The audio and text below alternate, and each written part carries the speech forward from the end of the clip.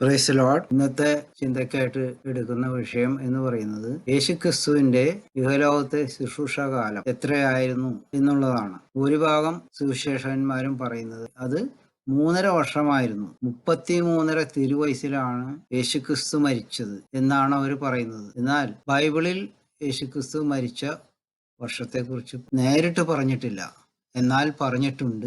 അതിനെക്കുറിച്ചാണ് ഇപ്പോൾ പറയാൻ പോകുന്നത്. ഇത് തന്നെ വായിക്കാം. ക്രിസ്തുവിന്റെ ദൗത്യ കാലഘട്ടം 7 വർഷമായിരുന്നു. പല ചരിത്ര പണ്ഡിതന്മാരും പറയുന്നത് പോലെ ഈ ദൗത്യ കാലഘട്ടം 3.5 വർഷമല്ല.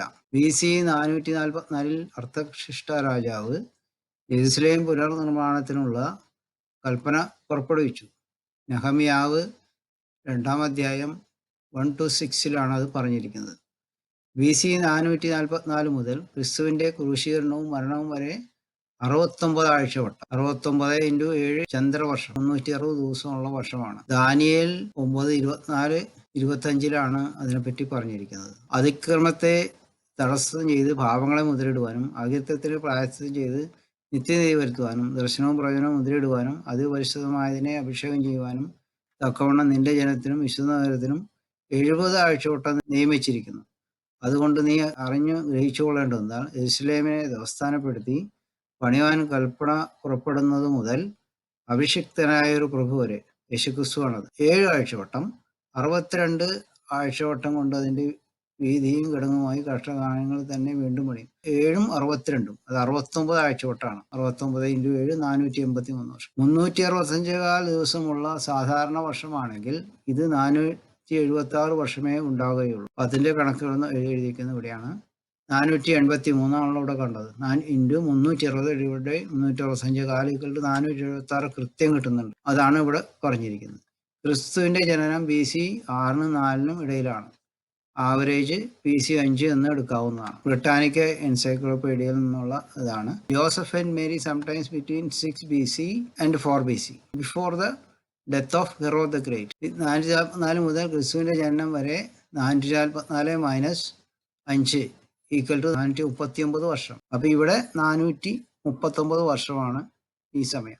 അവിടെ നിന്ന് 30 കൂട്ടിയാൽ എത്രയായി? 439-ഉം 30-ഉം 469 വർഷം. ഇവിടെ കാണുന്ന ഈ 30 വർഷം എന്ന് പറയുന്നത് യേശുക്രിസ്തു ജനിച്ച് 30 വർഷം കഴിഞ്ഞിട്ടാണ് ശുശ്രൂഷ തുടങ്ങിയത് എന്നുള്ളത് കാണിക്കാനാണ്. അത് പറഞ്ഞിരിക്കുന്നത് ലൂക്കോസ് 3:23 യേശുവിന് താൻ പ്രവൃത്തി ആരംഭിക്കുമ്പോൾ ഏകദേശം 30 വയസ്സായിരുന്നു.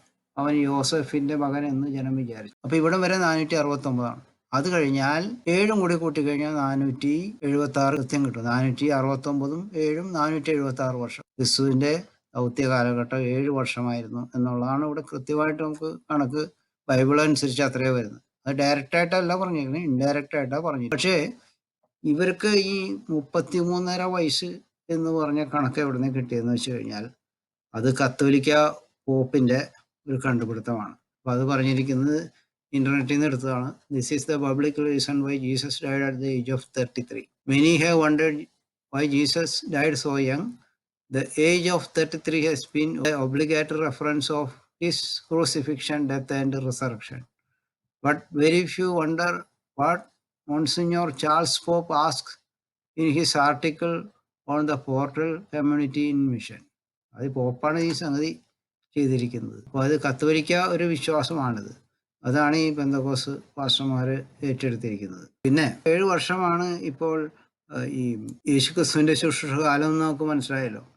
അന്തിക്രിസ്തുവിന്റെ കാലവും അങ്ങനെ തന്നെയാണ്. അന്തിക്രിസ്തു ഈ ലോകത്തിൽ ഭരിക്കുന്നത് 7 വർഷം തന്നെയാണ്.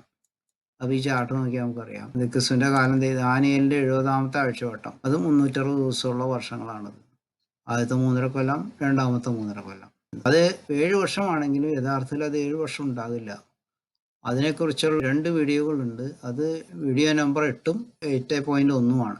അത് നോക്കിക്കഴിഞ്ഞാൽ ഈ 70-ാമത്തെ ആഴ്ചവട്ടമായ 7 കൊല്ലം എന്ന് പറയുന്നത് 5 കൊല്ലത്തിൽ താഴെ ഇഫക്റ്റീവ്ലി ഉണ്ടാവുള്ളൂ. വർഷം 7 തന്നെ, പക്ഷെ ഓരോ ദിവസത്തിന്റെ സമയം 24 മണിക്കൂർ എന്ന് പറയുന്നത് 16 മണിക്കൂറായിട്ട് ഈ കാലഘട്ടത്തിൽ കുറയുന്നതുകൊണ്ട് അത് ഇഫക്റ്റീവ്ലി 5 വർഷത്തിൽ താഴെ ഉണ്ടാവുള്ളൂ. അത് വചനത്തിൽ യേശുക്രിസ്തു പറഞ്ഞിട്ടുണ്ട്. കർത്താവ് ആ കാലം കുറച്ചില്ലായിരുന്നെങ്കിൽ ഒരു ജഡവും രക്ഷിക്കപ്പെടുകയില്ല എന്ന് ഒരു വാക്യം പറയുന്നുണ്ട്.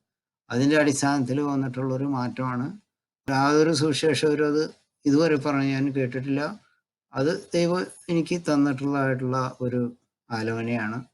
ആലോചന വെറുതെ പറയല്ല, അതിന് വചനത്തിന് അടിസ്ഥാനം കൂടിയുണ്ട്. ഇത്രയും പറഞ്ഞുകൊണ്ട് നിർത്തുകയാണ്.